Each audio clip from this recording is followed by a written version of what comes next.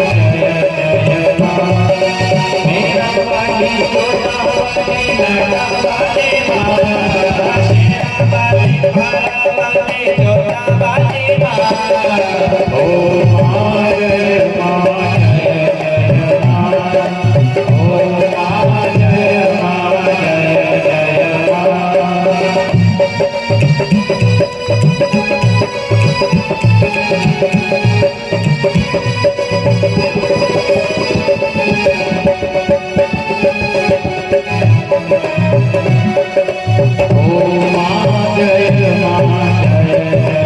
ओम मां जय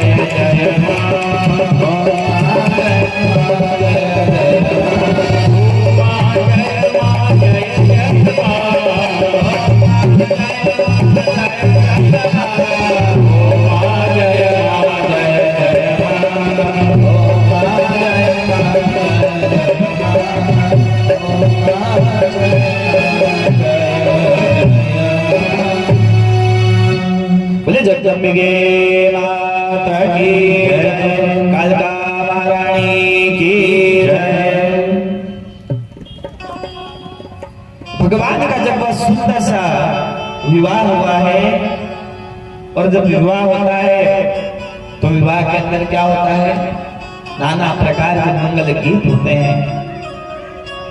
अब अगर दुल्हन के यहाँ का सारा कार्य अगर समाप्त हो जाए, फेरे इत्यादि हो जाए ना, विदाई हो जाए, तो भी क्या विवाह संपन्न हो जाता है? आज तो घरे जाना पड़े ने, घरे जाने कहीं करना पड़े, काका घोड़ा इत्यादि खोलना पड़े। माता बहनें क्या करती है? रुई वगैरह छुपा देती है। वर वधू की क्या होती है? परीक्षा होती है ना? जिस प्रकार से आकाश मंडल ऊपर व्याप्त है, ऐसा एक थाली में बना दिया जाता है और उस दिन एक ही व्यक्ति का खेल भी खिलाता है। कभी जीत किसकी होती है? वर की होती है, और कभी जीत किसकी होती है? वधू की होती है।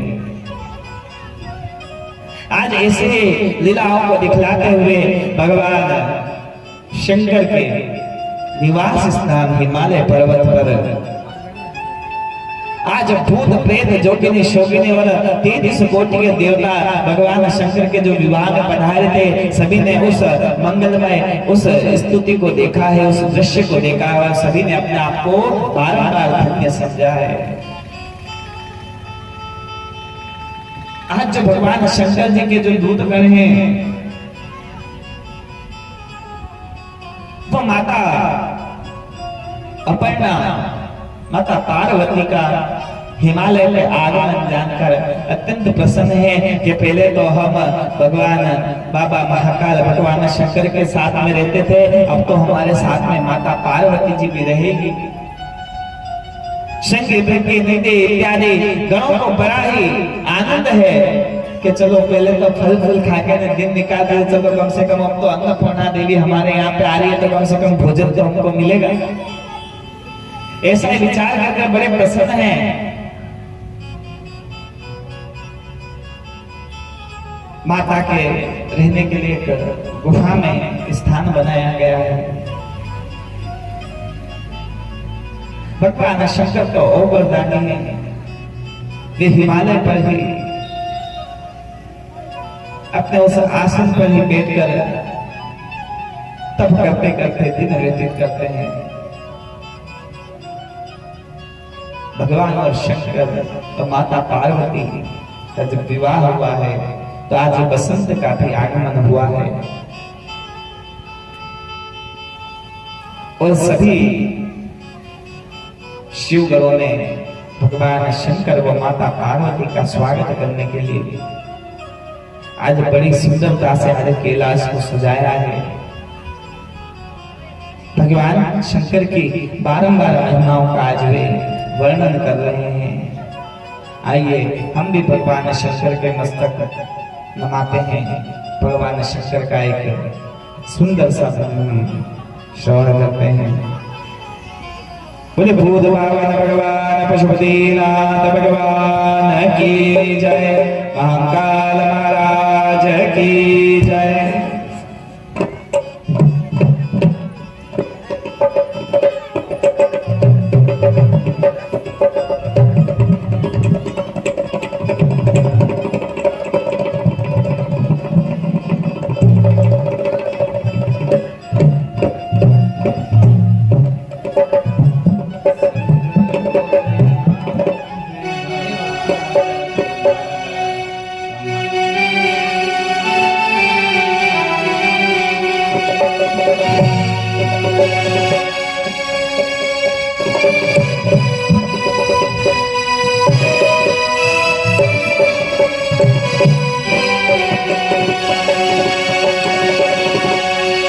पशुपतिनाथ भगवान की जय हो। पशुपतिनाथ का बोलो जयकारा, पशुपतिनाथ का बोलो जयकारा। बोले बाबा परमेश्वरी का भंडारा, पशुपति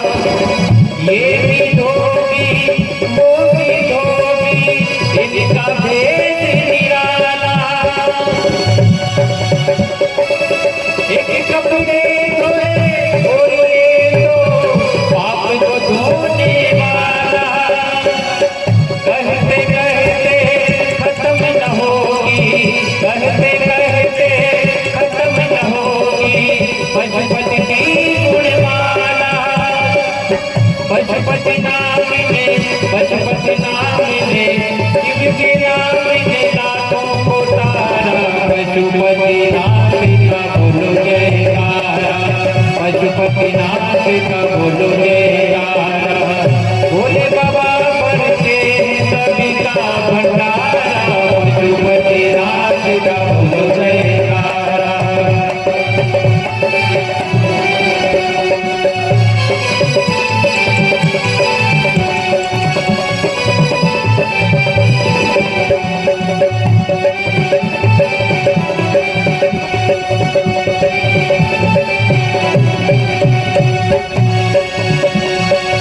पशुपतिनाथ की छवि बड़ी प्यारी, पशुपतिनाथ की छवि बड़ी प्यारी, अष्टमुखी मूरत मनहारी, अष्टमुखी मूरत मन प्यारी। शिव जी की है सवारी, शिव जी की है रंग सवारी, देव पर आए त्रिपुरारी। शिव जी के नाम है, शिव के नाम है, शिव के नाम है लाखों को तारा, पशुपतिनाथ का बोलो जयकारा, पशुपतिनाथ का बोलो जयकारा। शिव के नाम है लाखों को तारा, पशुपतिनाथ का बोलो जयकारा।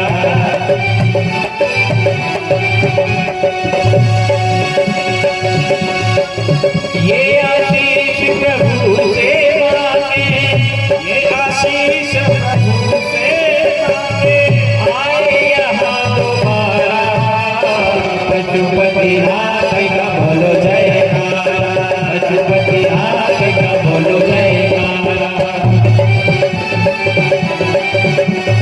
पशुपतिनाथ का बोलो जयकारा, पशुपतिनाथ का बोलो जयकारा।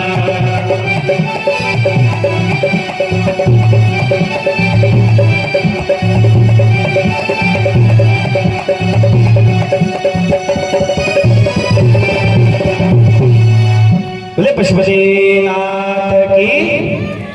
अतरा जाना बेटा थोड़ी जोड़ती तो आवाज आनी चाहिए। बोले कालका महारानी की। हाँ अब आज की बात है, काले कोई बुलावा ना आगा के बोले पशुपतिनाथ की जय, कि कालका माता की जय, कि बालाजी महाराज की जय। अब काल तो आपने जय बोलनी है ना, आपने जयकार भी लगा हुआ है। सारी बातें कहीं करो, आज मन भजन लगे लो, फिर भगवान आगे जब हमको अवसर देगा तो हम क्या करेंगे, पुनः जयकारा लगाएंगे। जब यह सुंदर सी कथा जन्मेजय ने वेद व्यास जी के मुख से सुनी है, अगस्त जी महाराज ने कार्तिक जी के मुख से सुनी है ना, तो ये बार-बार भाव विभोर हुए। उन्होंने भगवान शंकर माता पार्वती की जय जयकार करी है। और भगवान वेद व्यास जी महाराज से जन्मेजय पूछते हैं कि हे नाथ, हे गुरुदेव, आज ये जो पर्व हम जो गुरु पूर्णिमा का जो बनाते हैं, आज वही गुरुदेव स्वरूप वेद व्यास जी महाराज, जिनके निमित्त में ये गुरु पूर्णिमा का महोत्सव मनाया जाता है, कि उन्होंने चारों वेदों का जो भाग करा, 18 पुराणों का जो निर्माण करा है, हम उन्हें बारंबार धन्यवाद दे सके कि उन्होंने इस आध्यात्मिक जगत में इस प्रकार की क्रांति दिखलाते हुए जन सामान्य तक इन धार्मिक ग्रंथों को, इन रीति रिवाजों को पहुंचाने के लिए इस प्रकार का कार्य करा। आज वही वेद व्यास जी महाराज से जन्मेजय पूछते हैं कि महाराज, जब भगवान शंकर विष्णु व ब्रह्मा जी को माता जगदम्बिका आज्ञा ने मणिद्वीप धाम में जब तीनों शक्तियां प्रदान कर दी, तो फिर ये इस प्रकार से विवाह इस प्रकार से हो रहा है, ऐसा क्या कारण हुआ, वह हमें बताइए। आप वेद व्यास जी महाराज कहते हैं कि जब सब कुछ अच्छी तरह से चलने लग गया, यह त्रिलोकी का जो निर्माण है वह अच्छे से हुआ, इसका पालन, इसका संहार अच्छे से होने लगा, यह सुचारू रूप से जब चलने लगी, तब तीनों ही देवों के मन में आज पुनः क्या अभिमान आने लगा है, वह इन तीनों शक्तियों को महाकाली, महालक्ष्मी और महासरस्वती को किसी प्रकार से कुछ नहीं समझते हैं। और क्या समझते हैं, जो भी कुछ करा है किसने करा है, केवल हमने करा है। आप और हम भी क्या सोचते हैं कि जो सब कुछ कर रहे हैं, कौन कर रहे हैं, हम कर रहे हैं। पर यह करता कौन है, वह मां जगदंबिका सभी से कराती है। वो जो तीनों शक्तियां भगवान शंकर की वह संहारक शक्ति उनके साथ में थी, इसलिए वह संहार के कार्य को कर पा रहे थे। भगवान विष्णु के वह पालन करता शक्ति उनके साथ विराजमान थी, इसलिए वे क्या कर पा रहे थे, पालन कर पा रहे थे। भगवान ब्रह्मा की सृजनात्मक शक्ति उनके साथ, इसलिए वह सृजन कर पा रहे थे। पर जब उन्हें अहंकार हुआ है तो तीनों अपने अपने स्थानों से क्या हो गई हैं, अंतर्ध्यान हो गई है।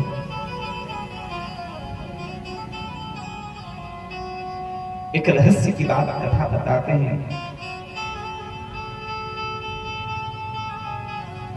कि एक बार लक्ष्मी माता जो थी ना, वो काम मदोन्मत्त थी और उस मदोन्मत्ता से उन्हें एक पुत्र की उत्पत्ति हुई। उसका नाम क्या हुआ, कामदेव। ये कामदेव ने मन में विचार करा है कि मैं इस त्रिलोकी पर क्या करूं, विजय प्राप्त करूं। ऐसा विचार मन में किया है और ऐसा विचार कर कर आज अपने धनुष बाणों को हाथ में लेकर इस धराधाम पर आया है। अब इस धराधाम पर उस समय सतयुग चल रहा था, आज कौन सा युग चल रहा है, कलयुग चल रहा है। और कलयुग में क्या बढ़ जाता है, पाप बढ़ जाता है। सभी व्यक्ति क्या करने के लग जाते हैं, पाप कृत्य में संलग्न लग जाते हैं। अब सतयुग की तरह अगर आपको कहा जाए कि केवल आप सत्य बोला करो, तो आपको विचार करना पड़ेगा कि भैया सत्य कसर बोलना है। अगर झूठ बोलने का बोला जाए तो आजकल कोई विचार नहीं करता, झूठ अनायास ही मुख से निकल जाता है। क्यों?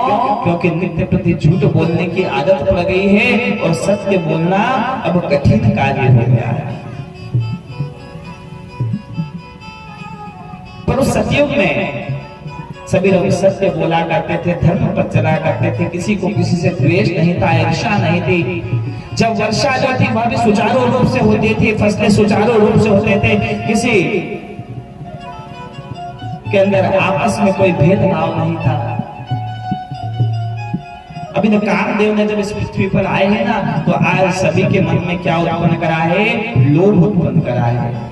आज जैसे सभी के मन में लोभ आया है ना, तो सब जो पड़ोसी आसपास रहा करते थे आपस में मन में विचार करने लग गए कि साहब हमारा पास वाला को घर 2 मंजिला, अरे अबे मुझे भी 2 मंजिला बनाना पड़ेगा।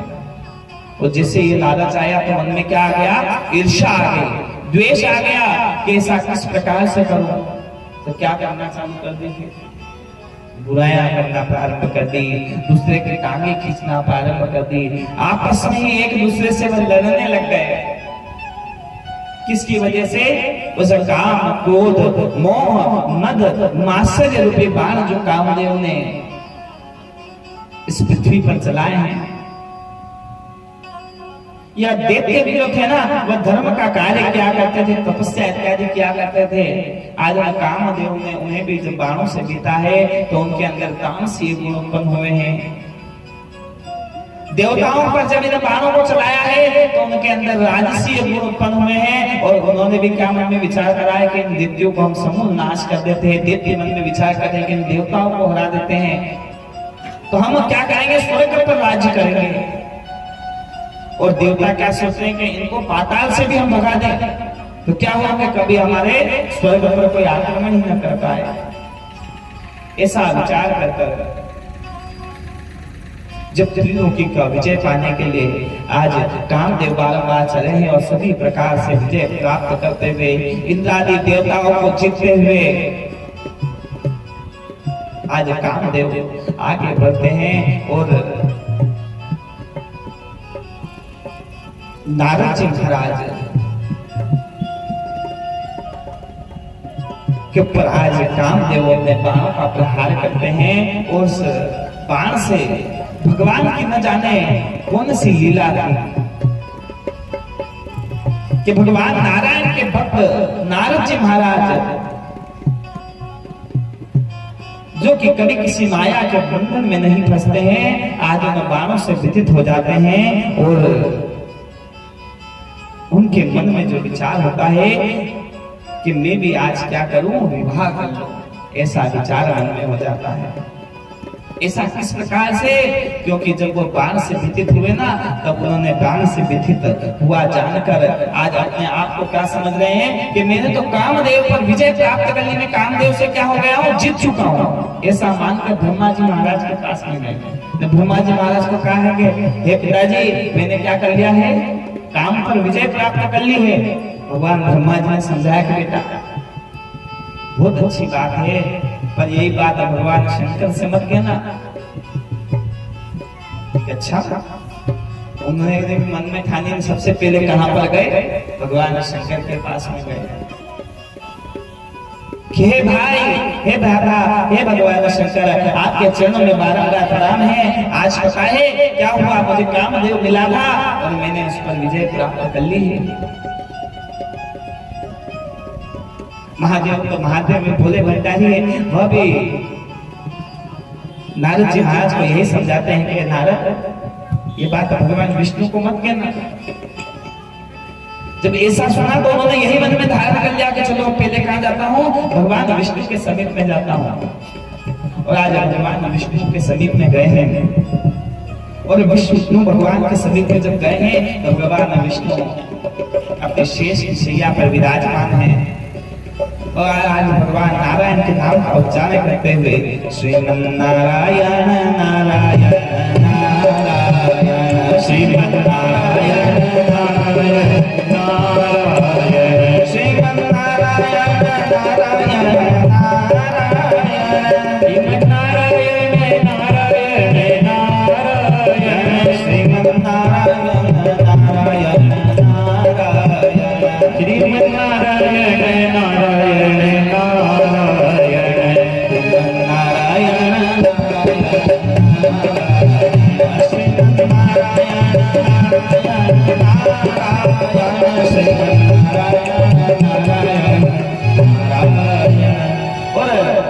नारद जी महाराज का आया हुआ जानकर भगवान विष्णु खड़े होकर उनका आतिथ्य सत्कार करते हैं और आज अभिमान वश नारद जी नाथ कहते हैं कि हे नारायण, आज मैंने तो काल पर विजय प्राप्त कर ली है। मैंने उस कामदेव पर जो विजय प्राप्त करी है ना, जब ऐसा भगवान ने सुना तो भगवान ने कहा, वाह नारद जी महाराज, आपकी माया परंपरा, आप तो सिद्ध संत हैं। अरे चलिए अपन सरोवर में स्नान करने के लिए चलते हैं। और आज भगवान नारायण नारद जी महाराज को अपने हाथ पकड़कर मुस्कुराते हुए आज स्नान कराने के लिए सरोवर के समीप में लेकर जाते हैं। और सरोवर के समीप में जब लेकर जाते हैं तो आज नारद जी महाराज ने जैसे डुबकी लगाई है महाराज, तो आज एक अनोखे विद्भुत माया का दर्शन भगवान ने कराया है। एक स्वर्ण में निर्मित एक भवन है, उस भवन में स्वयंवर का आयोजन चल रहा है। नाना प्रकार के राजागण अपने अपने विमानों को लेकर वहां पर उपस्थित हो रहे हैं। और इतना सब कुछ देखकर नारद जी महाराज तत्क्षण उस सभा में उपस्थित हो जाते हैं और सभा में देखते हैं कि सभी राजागण आपस में वार्तालाप कर रहे थे कि यह जो कन्या है, इस विश्व मोहिनी से जो विवाह करेगा ना, वह विश्वपति कहलाएगा, वह विश्व में सबसे सुंदर है। और आज इससे जो विवाह करेगा वह त्रिलोकी का राजा बनेगा। जब ऐसे वचन सुने हैं ना, तो नारद जी महाराज के मन में उनसे विवाह करने का मन में विचार हुआ है। भगवान के पास में आते हैं कि आपका रूप मुझे दे दीजिए। भगवान कहते हैं पास तो बिल्कुल मेरा रूप ले जाना। और वहां पर जाकर आज उस विश्व मोहिनी से विवाह करने के लिए सभा में जो राजागण बैठे हुए हैं, वहां पर एक उत्तम आसन पर जाकर वे बैठ जाते हैं। तो उत्तम आसन पर जब बैठते हैं तो इधर पास के जो राजा हैं वो उन्हें देख कर हंसने लग जाते हैं नारद जी महाराज कहते होंगे कि मेरे समान रूपमान नहीं है ना, तो मुझे देखकर हंस रहे हैं। इधर वह विश्व मोहिनी वरमाला लेकर आती है। पंक्ति बच्चों राजा बैठे हैं, उन्हें देखते हुए वह वरमाला को लेकर आगे आगे जा रही है और देखते देखते देखते नारद जी महाराज के आगे से भी वह जयमाला लेकर निकल जाती है। जब वह जयमाला लेकर नारद जी महाराज के आगे से निकली है तो नारद जी महाराज के मन में बड़ा विचार, अरे इतना सुंदर मेरे ऊपर किस प्रकार से ये जयमाला नहीं चल, ये देख नहीं पाए होंगे। और नारद जी महाराज वहां से उठकर और आगे एक दो आसन दूर जाकर उस स्थान पर जाकर बैठ गए। वहां से भी वह जयमाला लेकर वह विश्व मोहिनी आगे निकल गई और उसी पंक्ति में आगे की ओर भगवान नारायण बैठे हुए थे, उनको वह जयमाला पहनाई है और अपने पार्षदों के साथ में वहां से भगवान चल रहे हैं। नारद जी महाराज को समझ नहीं आ रहा है कि मेरे साथ में कैसे हो गया। चल में अपने मुख को देखते हैं और वहां पर भगवान शंकर के दो गण भी वहां पे उपस्थित थे। वे उनकी हंसी उड़ाते हैं और जब वे पानी में देखते हैं तो वह वानर का रूप उन्हें मिलता है। उन्हें देखकर आज भगवान नारायण को श्राप देते हैं कि जिस प्रकार से आज मुझे यह दुख प्राप्त हुआ है, यही दुख पत्नी का आपको भी प्राप्त होगा। वो राम अवतार में भगवान ने भी दुख प्राप्त हुआ। वह जो शिवगण थे वही रावण और कुंभकर्ण बने हैं। भगवान नारायण ने अपने प्रिय नारद जी महाराज को उस काम के बाणों से, उस आसक्ति से, उस काम क्रोध मोह मद मात्सर्य रूपी उन कामदेव के बाणों से आज उस माया से बाहर निकाला है और उनके शाप को अंगीकार करा है। यही कामदेव अपने आप को विश्व विजयी मानकर भगवान शंकर के समीप में जब उपस्थित होता है,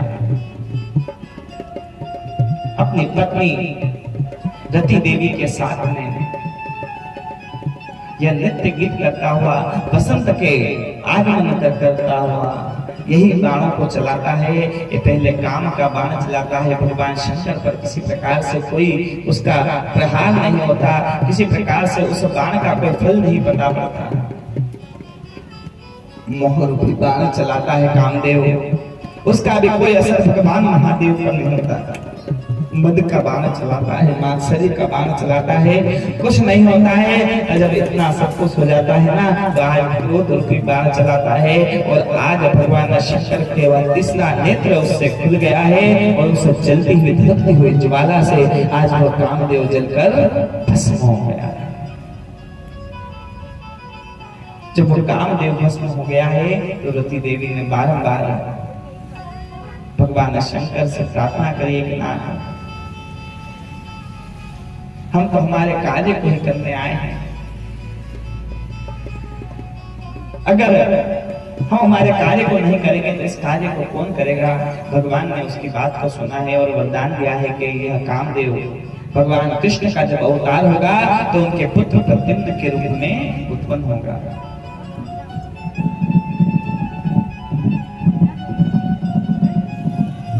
इधर यही कामदेव जब भस्म हुआ है ना, तो माता लक्ष्मी बारंबार क्रुद्ध हुई है कि मेरा पुत्र जो है ना, ये तो विश्व विजय करने का हट लेकर आ गया था, आपने उसे जलाकर ही भस्म कर दिया।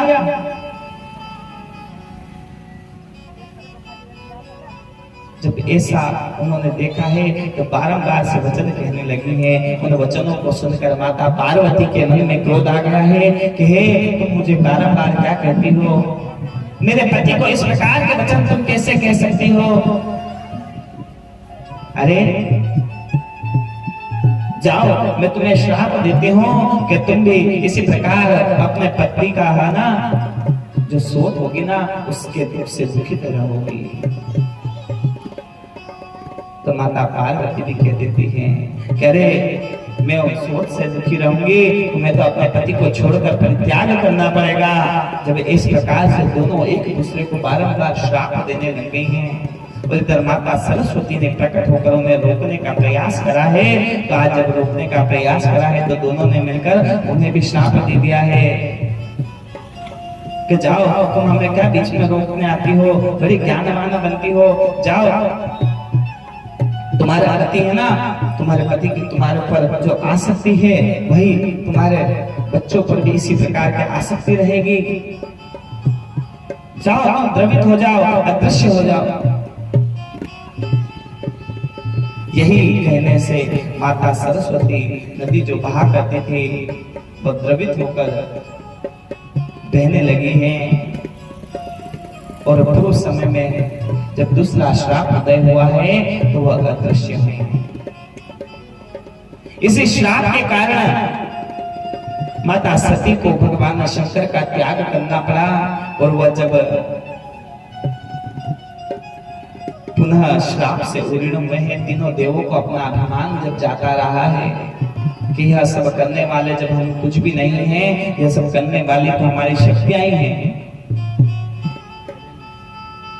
तब समुद्र मंथन हुआ है और समुद्र मंथन के अंदर 14 रत्नों में से एक रत्न माता लक्ष्मी जी के रूप में पुनः देवी माता लक्ष्मी प्रकट हुई हैं। हिमालय के यहाँ से माता पार्वती, माता सती, माता महाकाली, माता आद्या स्वयं प्रकट हुई हैं। और सरस्वती जो वेदों के मंत्रों के पाठ से पुनः कल्पों में जब सृष्टि का निर्माण करा है तो भगवान ब्रह्मा जी के द्वारा उन वेदों को प्रदान करने से, उन वेदों की वाणी से पुनः प्रकट हुई है। जब इन पुनः देवियों से तीनों ही देव आत्म तृप्त हुए हैं ना, आज इस रहस्य को सुनकर जब माता जी ने उनके यहाँ पर अवतार ग्रहण करना जब मन में विचार करा था ना, तब गीता का ज्ञान प्रदान करा है। 9 अध्याय में देवी भागवत में गीता का ज्ञान दिया गया है।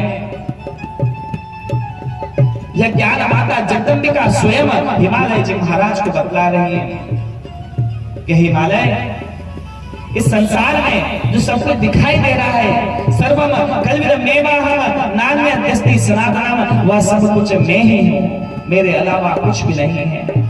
अगर तुम्हें शरणागति प्राप्त करनी है ना तो मेरी शरणागति को प्राप्त करो। ब्रह्मा, विष्णु, महेश, काल पुरुष, यम, वरुण, कुबेर, गणपति, सूर्य, सारी दिव्या इत्यादि सभी मेरे ही द्वारा उत्पन्न हैं और मेरे द्वारा लयता को प्राप्त करती हैं। मैं ही महापुरुषों में महापुरुष काले के महाकामेश्वर बनती हूँ और मैं ही इस सृजनात्मक शक्ति प्रकृति स्वरूपा महाकामेश्वरी बनती हूँ। मैं ही जब इस संसार को पुनः लय करना होता है तो पुनः शून्यता को प्राप्त होती हूँ। इस पृथ्वी पर क्या कर देती हूँ? प्रलय कर देती हूँ। और उस प्रलय के साक्षी देने के लिए भी शून्य साक्षी नहीं, जब ये सृष्टि शून्यता को प्राप्त हो जाती है तब मैं ही उसकी साक्षी देने वाली बनती हूँ। मत्तः प्रकृति पुरुषात्मकम जगत, जब पुनः ऐसे निर्माण करना होता है तभी मैं प्रकृति रूपा माता महाकामेश्वरी बनती हूँ और पुरुषात्मक रूप से महाकामेश्वर बनती हूँ। मैं ही ब्रह्मा, विष्णु, शंकर, यम, वरुण, कुबेर, नल, नील इत्यादि जो कुछ दिखाई देता है, वृक्ष, वनस्पति इत्यादि सभी मेरे द्वारा निर्मित है।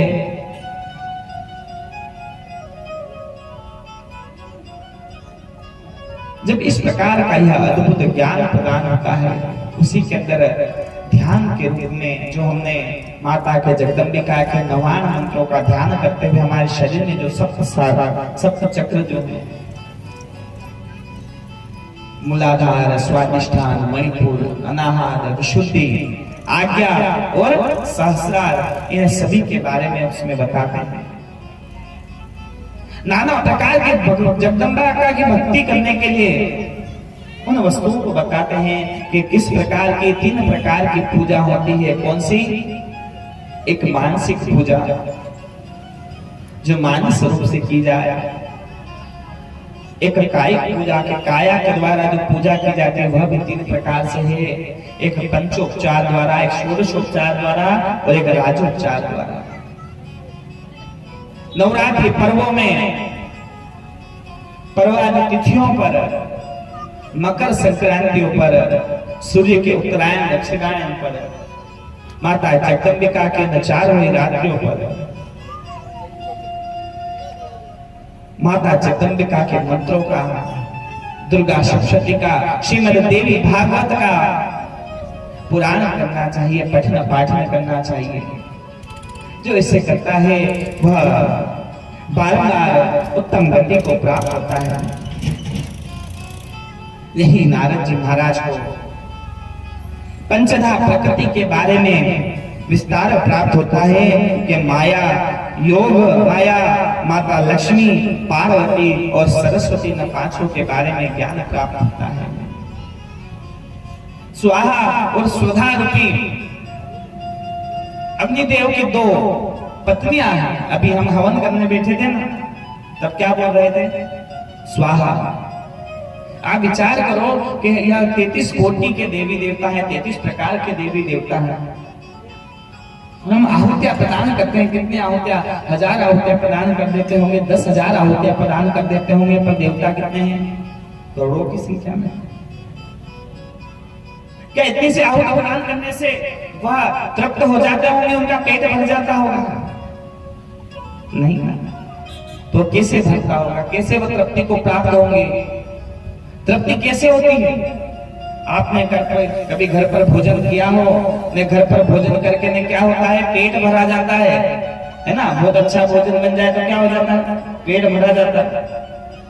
के साथ 2 रोटी खाई, 4 रोटी खाई तो पेट के साथ भरेगी, पर इच्छा नहीं गई के साथ अभी और पेट में जगह गई थी तो और 2-4 और खा लो, है ना। इच्छा होती है, यह इच्छा होना बंद हो जाए कि एक रोटी ही खाई हो के साथ बस अभी तो पेट में जगह नहीं है, अब खाने का मन नहीं है, तो उसे क्या कहा जाता है? तृप्त होना। कि तृप्ति वही के अबे भले एक रोटी खाई है पर पेट में अबे नहीं खाई सकते। तो भगवान उसी तरह तृप्ति को प्राप्त हो सके। ऐसा भी क्या भोजन करना कि भोजन कर लिया पर फिर भी इच्छा हो रह जाए? तो भोजन कैसा कि कम ही खाया हो पर क्या हो जाए? तृप्त हो जाए कि बस अब आवश्यकता नहीं है। वह कब होती है? भगवान जब इस प्रकार से आहुति प्रदान करते थे और उन्हें तृप्ति नहीं होती थी, तब स्वाहा और स्वधा नाम से 2 पत्नियां प्रदान करी अग्निदेव को। जब हम स्वाहा बोलते हैं और देवताओं के निमित्त में आहुति प्रदान करते हैं तो वह आहुति 1000 गुना होकर भगवान विष्णु के पास में जाती है और भगवान विष्णु उसको 1000 गुना कर जिन जिन देवता के पास में वह आहुति प्रदान करते हैं उनके पास में वो प्रदान करते हैं। और ये जो स्वधा है, जब पितरों के निमित्त में क्या करते हैं? धूप देते हैं। जो देवताओं के निमित्त में भोजन प्रदान किया जाता है उसे हविष्यान्न कहते हैं। और जो पितरों के निमित्त में पिंडादान इत्यादि कर्म प्रदान किए जाते हैं, धूप दीप प्रदान किए जाते हैं, इनमें स्वधा का उच्चारण करके इन्हें प्रदान किया जाता है। षष्ठी देवी माता मनसा देवी के बारे में कथा बताई, जिसके बारे में माता नागों की माता के बारे में हमने श्रवण करा। वेद व्यास महाराज ने आज मंगल चंडिका नाम की माता मंगल ने, जिन माता चंडिका का स्वयं पूजन करा है, उस उपाख्यान के बारे में बताया है। और उनसे प्रसन्न होकर जब मंगल भगवान ने बारंबार माता की स्तुति करी है तो माता ने प्रसन्न होकर उन्हें वरदान दिया है कि तुम मेरे समान स्वरूप वाले होंगे, सदैव मंगल करने वाले होंगे। और जो मंगल भगवान ने माता चंडी की जो स्तुति करी है, अगर उस स्तोत्र का जो कोई पाठ करता है ना, तो भूमि संबंधित नाना प्रकार के किसी से जो पाप हो गए हो, मंगल का दोष किसी की जन्म कुंडली में उत्पन्न हुआ हो, तो वह सब उस स्तोत्र के पाठ करने से क्या हो जाते हैं, खत्म हो जाते हैं। ऐसी माता की कृपा है। आइए माता का एक भजन सुनते हुए हम उनके चरणों में प्रणाम करते हैं।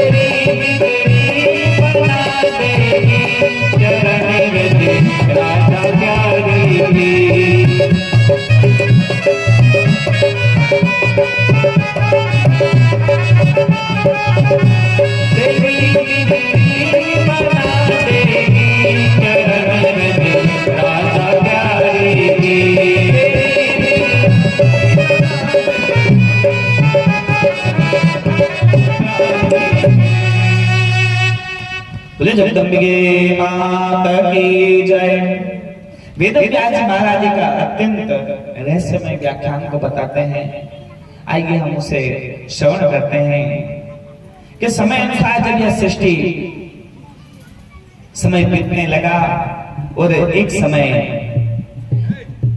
हिरण्याक्ष के वश में, जो हिरण्याक्ष का जो वंश था ना, उस वंश में रुरु नाम का एक दैत्य उत्पन्न हुआ। उस दैत्य का जो पुत्र था ना, वह दुर्गम नाम से तीनों ही लोगों में विख्यात हुआ।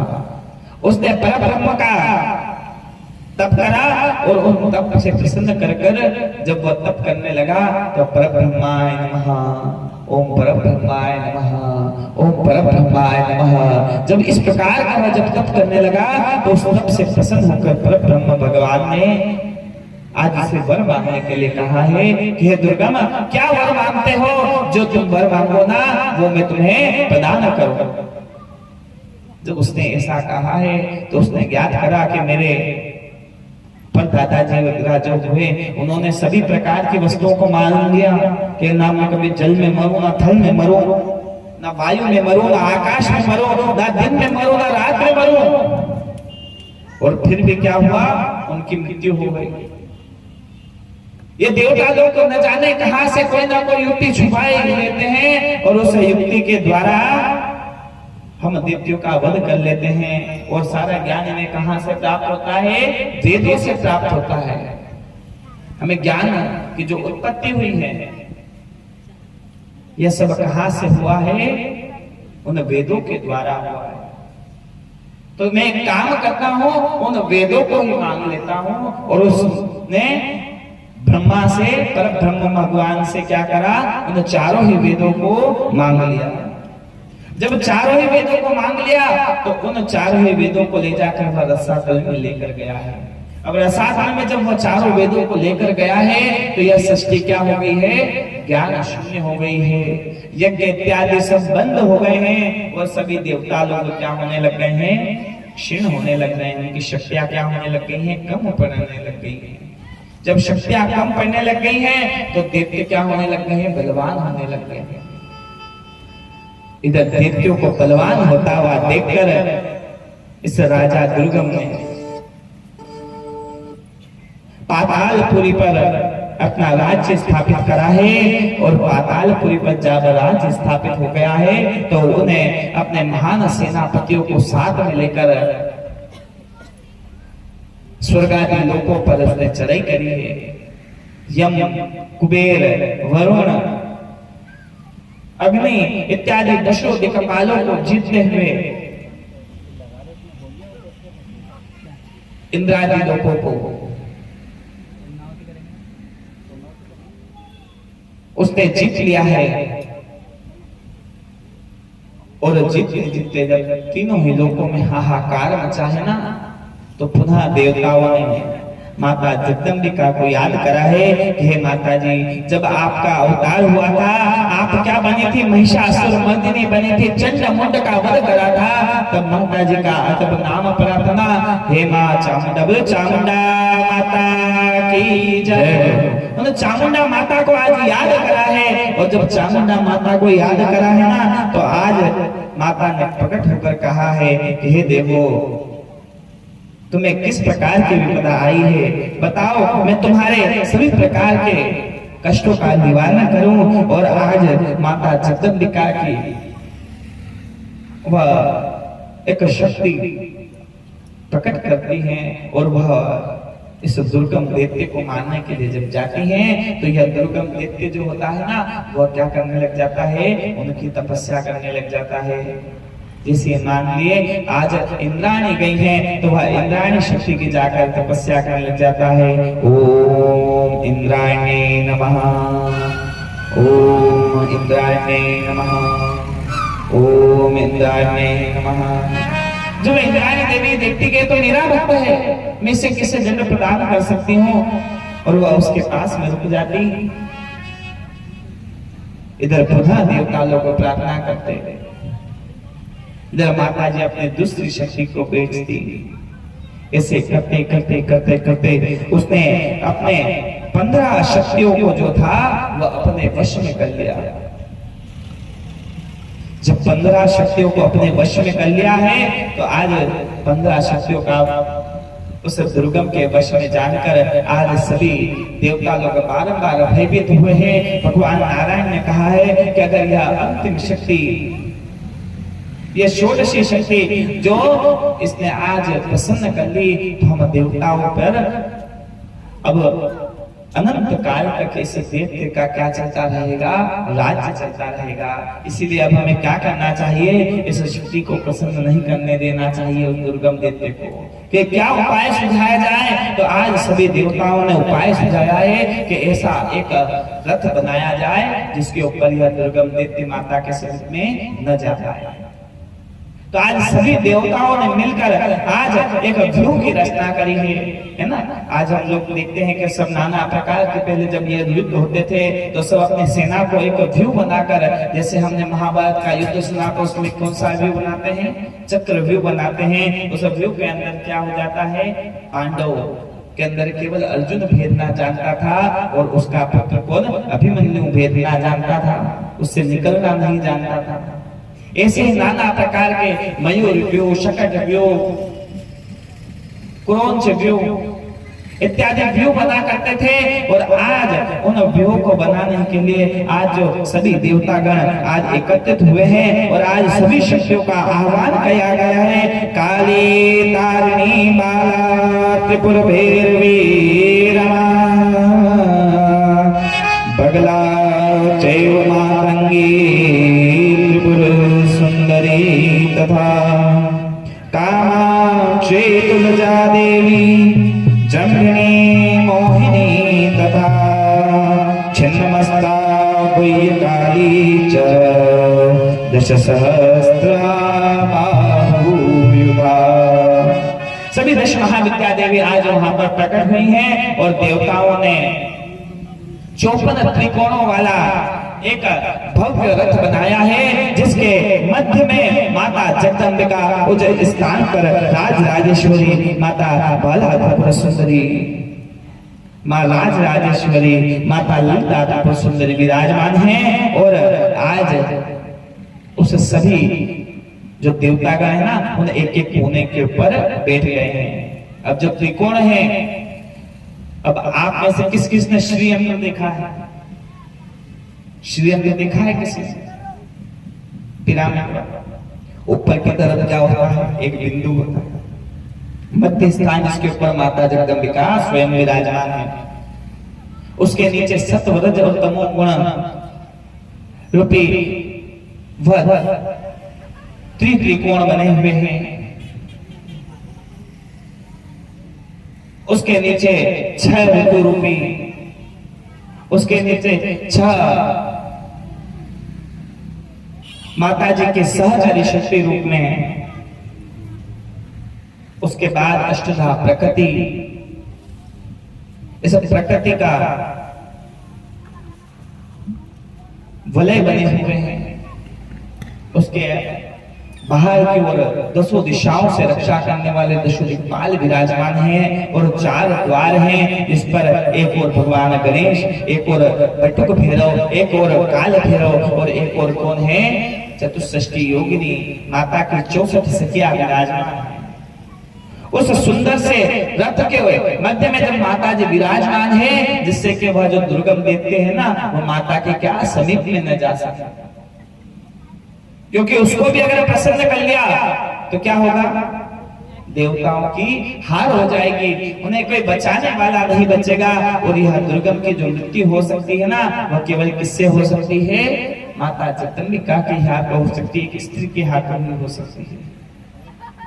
सभी देवता बारंबार आज भयभीत है और इसे जीतना उन्हें क्या जानना पड़ रहा है, दुर्गम जानना पड़ रहा है कि इससे जीतना आसान नहीं है, इसलिए उसका नाम क्या नाम पड़ा है, दुर्गम दैत्य पड़ा है। और आज इस दुर्गम दैत्य से रक्षा के लिए जब इस रथ पर सभी देवी देवता बैठे हैं ना, अब इस रथ को खींचे कौन, अब ऐसा कौन सा साधन हो जो इसके खींचे।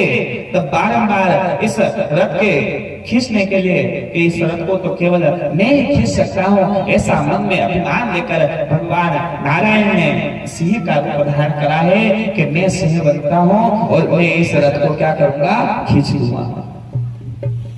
अब अभिमान कर आज उस रथ के जिस प्रकार से बैलगाड़ी के नीचे क्या होता है, बैल को जोता जाता है, आज वैसे ही आज सिंह राज भगवान सब रथ को खींचने के लिए आज जब वहां पर पहुंचे हैं तो बारंबार अपने बल का प्रयोग करने का विचार करा है।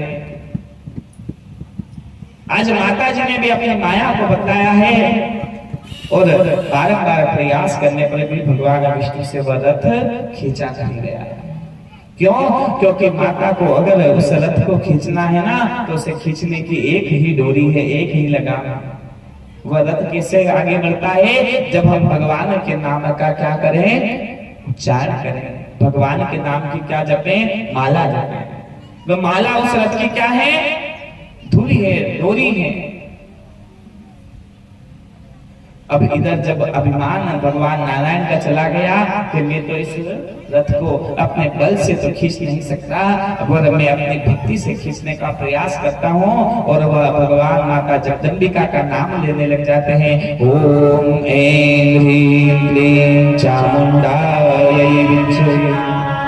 ओम ऐं ह्रीं क्लीं चामुंडायै विद्महे। ओम ऐं ह्रीं क्लीं चामुंडायै विद्महे। ओम ऐं ह्रीं क्लीं चामुंडायै विद्महे। और धीरे धीरे कर वह रथ आगे की ओर बढ़ने लग जाता है। मानो भगवान माता जगदम्बिका कहना चाहती है कि अपने सांस श्वास पर जो व्यक्ति मेरा नाम लेता है वही मुझे क्या कर सकता है? प्राप्त कर सकता है। जो मेरा स्मरण करता है, सांस सांस पर मेरा नाम लेता है। ओम सोहम ओम ऐं श्रीं चामुंडाय विद्महे। ओम ह्रीं श्रीं मात्रे नमः इत्यादि, जय माता दी, जय मां चामुंडा इत्यादि मंत्रों का जो जप करता है वही मुझे प्राप्त कर सकता है।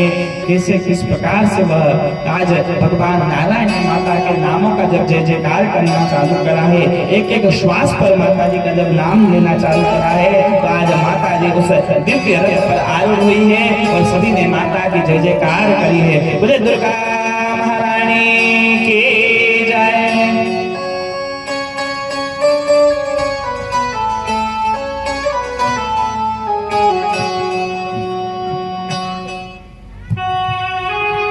सांसों की माला पे सिमरूं में मां का नाम। सांसों की माला पे सिमरूं में मां का नाम।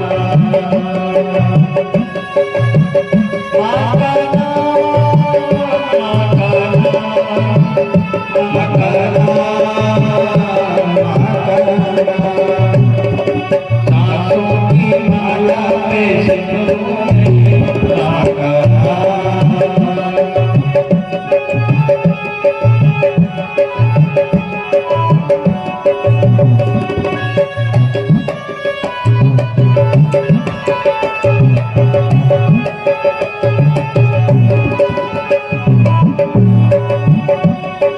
सांसों की माला पे सिमरूं में मां का नाम।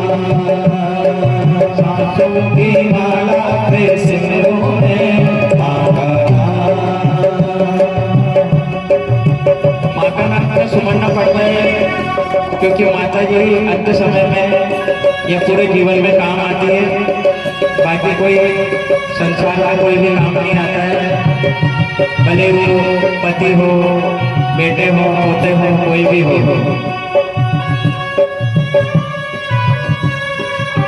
वो झूठी दुनिया से मन को हटा ले, वो ज्ञान मैया के चरण से लगा ले। नसीब तेरा जाग जाएगा, नसीब तेरा जाग जाएगा, नसीब तेरा जाग जाएगा, नसीब तेरा जाग जाएगा। चाहे दरबार यहाँ आवेगा, मिलता है प्यार यहाँ आवेगा। चाहे दरबार यहाँ आवेगा, मिलता है प्यार यहाँ आवेगा।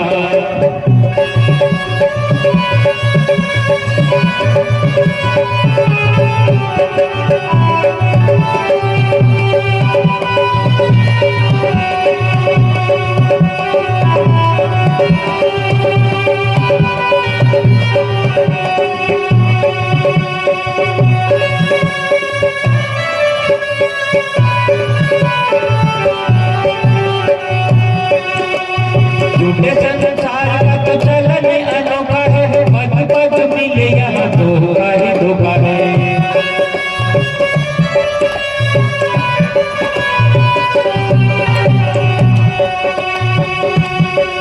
मान जाएगी तू मैया को बना ले, मान जाएगी तू मैया को बना ले।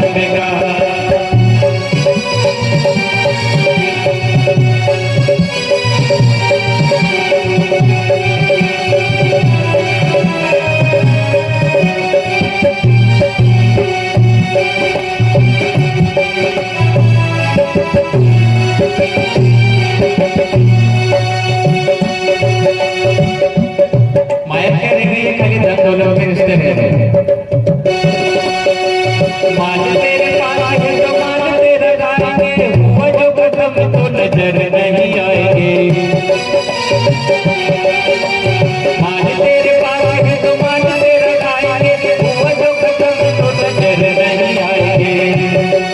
महामाई को तुम अपना बना दे, महामाई को तुम अपना बना दे, प्यार माँ का तो कहे रूपाली, नसीब तेरा जाग जाएगा, नसीब तेरा जाग जाएगा, नसीब तेरा जाग जाएगा, नसीब तेरा जाग जाएगा। क्योंकि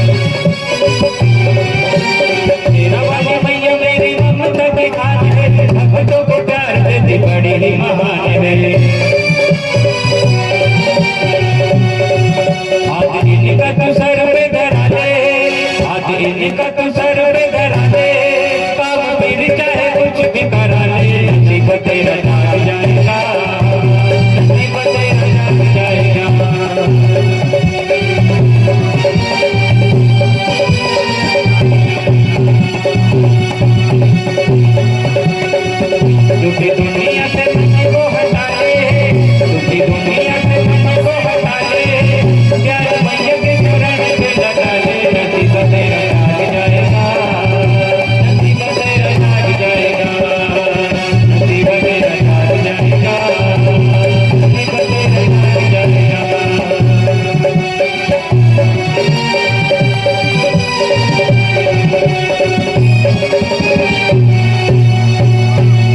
जगदम्बे माता की जय। जब भगवान नारायण का मोह जाता रहा और उनके मन का भी विचार चला गया कि मैं माता जगदम्बिका का सबसे बड़ा भक्त नहीं हूँ। भगवत जो माता जी के नाम का जप करता रहता है, श्वास श्वास पर माता जी के नाम को लेता रहता है ना, वही जगदम्बिका को प्राप्त कर सकता है। और इधर आज यही जानकर आज उनका जब मोह दूर हुआ है तो रथ को हाँकने के लिए माता त्रिपुर भैरवी माता आज विराजमान हुई है, रथ को चलाने के लिए साथी के रूप में। त्रिपुर भैरवी माता की जय। जब त्रिपुर भैरवी माता बैठी हुई है रथ को चलाने के लिए, और वह जो डोर है वह माला रूपी वह रथ की डोरी है, और आज उसको चलाते हुए आज दुर्गम दैत्य के समीप में आज माता जी पहुंच जाती है। और आज दुर्गम दैत्य के समीप में आज जब माता जी पहुंची हैं तो आज वह दुर्गम दैत्य उन्हें आया हुआ जानकर बार-बार उनके मंत्रों का जाप करने लग जाता है, उन्हें रिझाने का प्रयास करने लग जाता है कि माता जी भी क्या हो जाए, मुझ पर प्रसन्न हो जाए। पर आज जो देवतागणों ने जो सुंदर सा जो रथ बनाया है जिससे वह दुर्गम दैत्य उनके समीप में न जा सके, आज उस श्री यंत्र रूपी उस रथ के ऊपर बैठी हुई माता पर वह क्रोध कर बाणों का प्रहार करने लग जाता है। तो वह 15 बाणों का जब बार-बार प्रहार करता है और माता जी अपने एक बाण का उसके ऊपर प्रहार करती है, और काम रूपी जब एक बाण उसको मारती है ना तो 15 ही बाणों को वह बीतते हुए वह बाण उसके हृदय में चला जाता है और उसके प्राण पखेड़ उड़ जाते हैं। बोले भक्तवत्सला माता की जय, बोले दुर्गा महारानी की जय। आज विचार कीजिए माता का पराक्रम किस प्रकार का होगा कि वह जो दैत्य दुर्गम था जिसे जीतने के लिए देवताओं के क्या छोड़ देते साहब, पसीने छोड़ देते। 15 शक्तियां बारंबार उस दुर्गम दैत्य के पास में जाती है और उन्हें वह क्या कर लेता है, प्रसन्न कर लेता है। और आज उन्हीं 15 शक्तियों को प्रसन्न कर वह 15 शक्तियों के बाणों को वो चलाता है। पर वह राज राजेश्वरी भी राज राजेश्वरी है, एक बाण को निकाल कर उन धनुष पर से चढ़ाती है ना जब, तो वह 15 बाणों को खंड खंड करते हुए उन्हें काटते हुए उसके हृदय में चला जाता है वह बाण, और उससे वह दुखित होता हुआ मृत्यु को प्राप्त हो जाता है। सभी देवतागणों ने जय जयकार करी है माता जी के। और आज वही अगस्त जी महाराज जो है ना, वह माता जी के सुंदर से व्याख्यानों को सुन रहे हैं। इस आख्यान को सुनकर उस अद्भुत ज्ञान को प्राप्त कर कर, उस श्री विद्या के ज्ञान को प्राप्त कर कर आज कार्तिक जी महाराज के चरणों में बारंबार प्रणाम करा है। और उन्हें पता पड़ा है कि जो विंध्याचल पर्वत है ना, वह आकाश मार्ग में धीरे धीरे धीरे कर ऐसा बड़ा होते जा रहा है कि अब आकाश मार्ग में जो भगवान नारायण देव है ना, उन्हें भी अपना रथ लेकर जाने में बड़ी विलंबता होती है। उनका मार्ग बारंबार अवरुद्ध होता जा रहा है।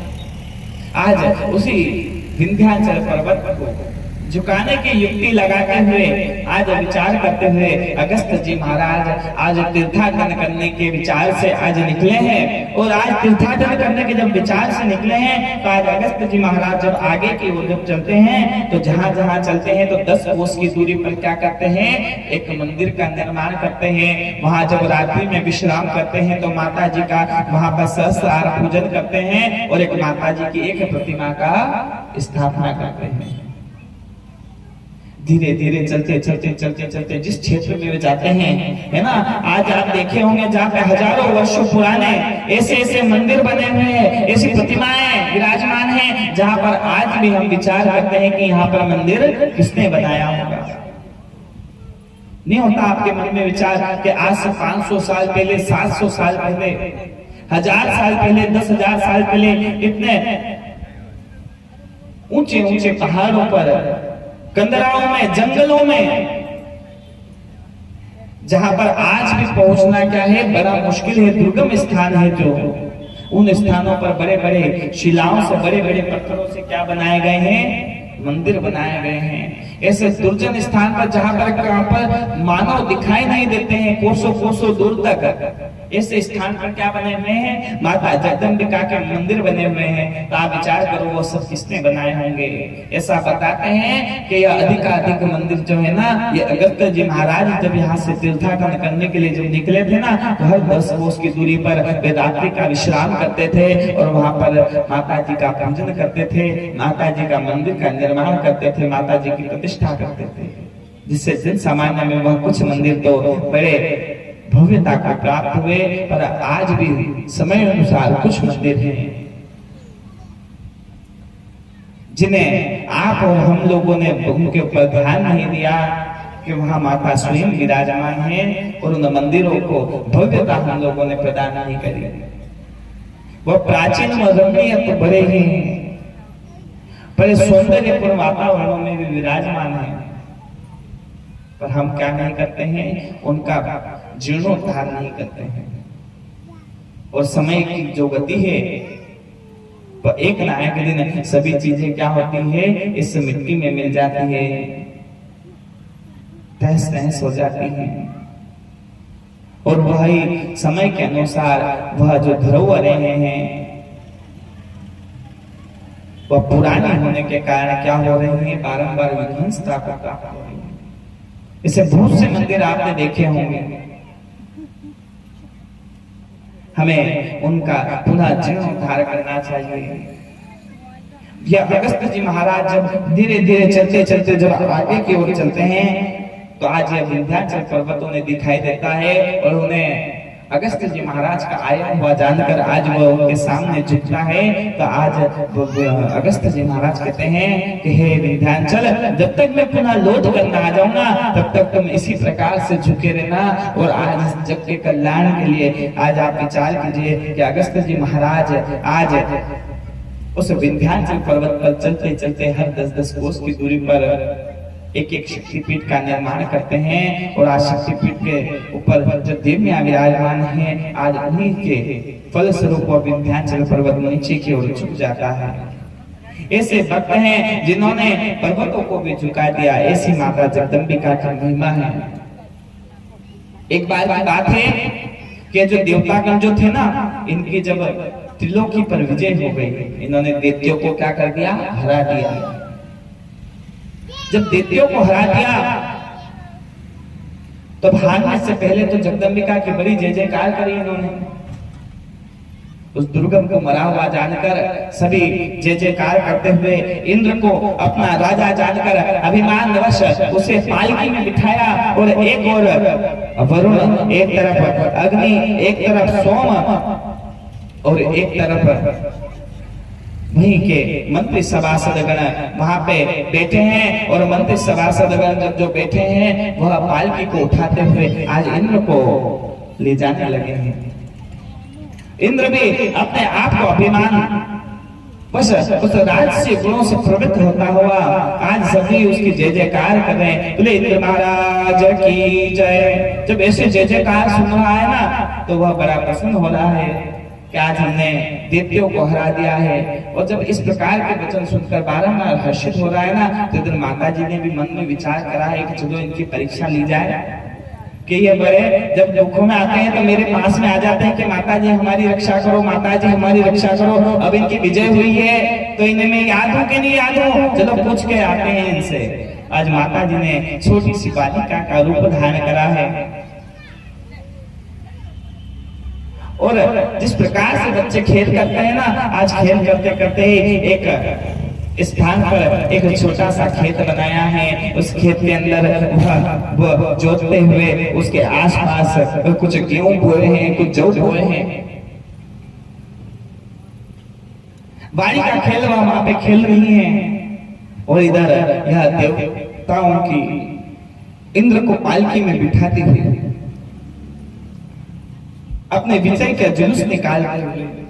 हम नहीं देखते हैं कि किसी की विजय हो जाती है तो वो क्या निकालता है, विजय जुलूस निकालता है।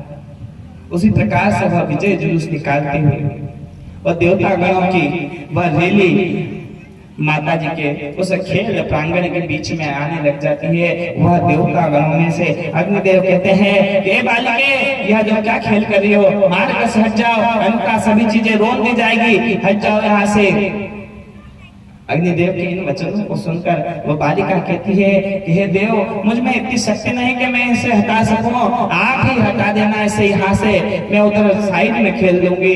जब इस प्रकार से कहा तो अग्निदेव ने भी अभिमान वश कर कहा है कि अगर अभी नहीं हटाया तो हमारा राजा आ रहा है और वह उसको आता हुआ देखकर मैं सब तहस नहस कर दूंगा। तो माता जी ने कहा कि हाँ आप कर दो ना, कोई बात नहीं। और अग्निदेव ने अपने भयंकर क्रोध करके वो ना छोटे सा जो खेत बोया हुआ है उस खेत को जलाने के लिए अपने भयंकर ज्वालाओं को उत्पन्न करा है, और बारंबार अपने ज्वालाओं से उसे जब बारंबार प्रयत्न कर जलाने का भी प्रयास करा है ना, तो वह जिस प्रकार से हम नवरात्रि में क्या बोलते हैं, वाड़ी बोलते हैं, कितने से स्थान, इतने से स्थान पर वह जो उगे हुए हैं, और उन्हें जब अग्निदेव जलाने का प्रयास करते हैं तो अपने अग्निदेव की जो प्रचंड ज्वालाएं हैं वे सभी लगा देते हैं, पर उसे जलाने में समर्थवान नहीं होते हैं। अग्निदेव के अंदर की सारी अग्नि जब समाप्त हो जाती है, वो अग्नि शून्य हो जाते हैं, अचेत हो जाते हैं, भूमि पर गिर पड़ते हैं। तो वायुदेव आते हैं, उन्हें उठाते हैं, हे अग्निदेव क्या हो गया, आपका स्वास्थ्य तो ठीक है ना। अग्निदेव ने भी कहा करे अभी वायुदेव को बता दिया तो मेरी बड़ी हंसी होगी, किसी प्रकार से कुछ वचन नहीं कहा और चुपचाप जाके वहां पर से निकल गए। इधर वायुदेव ने कहा कि बालिका ये जो तुम्हारा खेल है यहाँ से बंद करो, हमारा राजा आ रहा है।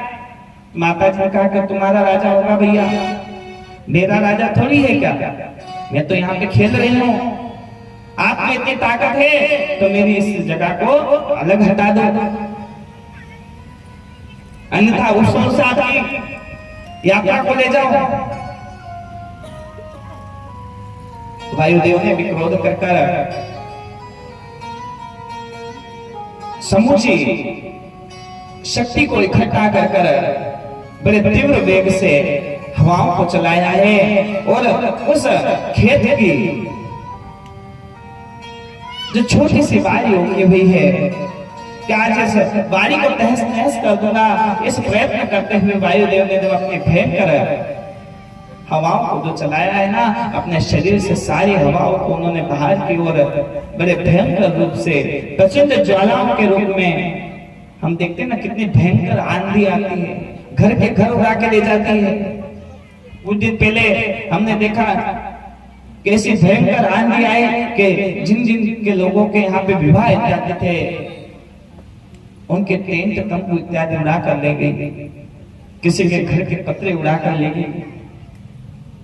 आज वही वायुदेव जब माता जी के उस स्थान पर उस वाणी पर अपने पूर्ण वेग के साथ वायु से उस प्रहार करने लग गए प्रचंड, उस वायु के प्रहार से भी वह एक तिनका भी उस स्थान का हिला नहीं और वायुदेव भी स्वयं निष्प्राण से जान पड़े और भूमि पर गिर पड़े। जब आज इस प्रकार अग्निदेव और इंद्रदेव इस प्रकार की स्थिति में आए हैं ना, तो इंद्र के मन में विचार हुआ है कि यह दोनों गए थे, इनकी स्थिति इस प्रकार की कैसे हो गई। कुछ मंत्री सभासदों ने बताया कि एक बालिका है, वो आपके मार्ग में जहां से यात्रा निकल रही है ना, उसी स्थान पर वो खेल कर रही है और ये दोनों देव गए थे, न जाने कौन सी माया को जानती है वह, उनसे यह दोनों हार गए हैं, यह निष्प्राण से हो गए हैं। अब ऐसा ही अभिमान से भरा हुआ वह इंद्र अपने उत्तम ऐरावत हाथी पर चढ़ता हुआ वहां पर पहुंचता है और माता जी के सामने आकर कहता है कि हे बालिका, इस स्थान को यहाँ से हटा लो और इस खेत को यहाँ से हटा लो, अन्यथा तहस नहस कर दूंगी। माता जी ने भी हंस के कहा था कि पहले भी तुम्हारे दो ही देवता आए थे, उनको यहाँ से उठा के ले जाना पड़ा है, तुम मेरी चीजें हटाने की बात करते हो। इधर इंद्र ने अपने हाथ में बारंबार समझाते हुए वज्र को धारण करा है और जैसे ही वह इंद्र वज्र का प्रहार माता जी पर करने के लिए अग्रसर होता है कि माता जी अपने स्तंभ शक्ति का आह्वान करती हैं और उसी समय वह इंद्र का जो हाथ होता है ना, वह ऐसा का ऐसा ही क्या हो जाता है, स्तंभित हो जाता है। अब इंद्र का ऐसा हाथ ले गया है और सभी देवताओं के बीच में हाहाकार मच गई है कि इंद्र को क्या हो गया, क्या आ गया इंद्र को, पहले हाथ पांव ऐसा कैसा ले जा, ऐसी कैसी बीमारी है क्या आई गई, लखनऊ आई गई। क्यों? क्योंकि वह माता क्या है, शक्ति क्रीड़ा जगत सर्वम। इस सभी जो क्रीड़ाएं हो रही हैं, यह चराचर जगत में जो वायु चल रही है, जो पेड़ पौधे हिल रहे हैं, ये जो आप और हम श्वास ले पा रहे हैं, यह सभी उस शक्ति की क्रीड़ा का ही कार्य है। वह क्रीड़ा करती है, वह एक से दो देखने की इच्छा करती है तो अपने से ही दो में उत्पन्न हो जाती है। अब दो से तीन बनने की इच्छा होती है तो तीन गुणों को उत्पन्न करती है और तीनों गुणों से ब्रह्मा विष्णु महेश की उत्पत्ति कर देती है। चार देखने का जब विचार करती है तब यह सूर्य चंद्र अग्नि वायु इत्यादि पंच देवों को बनाती है। जब षड ऋतुओं को देखने के विचार होता है तो षड ऋतुओं को बनाती है। सप्त को देखने का जब विचार होता है तो सप्तधा प्रकृति का निर्माण करती है, सप्त सागर बनाती है, पर्वत बनाती है, समुद्र बनाती है, थल स्थल बनाती है। नाना प्रकार से जब उन्हें इस संसार को देखना होता है तभी वह इस संसार का क्या करती हैं, विस्तार करती हैं। यह इंद्र इस बात को समझ नहीं पाता है और जब वह उसके शरीर से जब वह चैतन्य शक्ति वह निकल जाती है तो वह निष्प्राण होता हुआ वह उसके शरीर उसी तरह रह जाते हैं, उसे लकवा हो जाता है। अब यह बात कैसे पता पड़ती है, देव गुरु बृहस्पति जी महाराज को पता पड़ती है। अब आप विचार करो, यही वह बृहस्पति जी महाराज है जिन्होंने इसे क्या करवाया, इंद्रासन दिलाया और यह इनका क्या कर देता है, अपमान कर देता है। कल हमने कथा सुन, दूसरे ब्राह्मण देवता विश्वरूप को क्या बना देता है, गुरु बना देता है। जब उनका वध हो जाता है तो वृत्तासुर नाम का ये राक्षस उत्पन्न होता है। आपने कथा सुनी होगी ऋषि पंचमी की, सुनती हैं, है ना?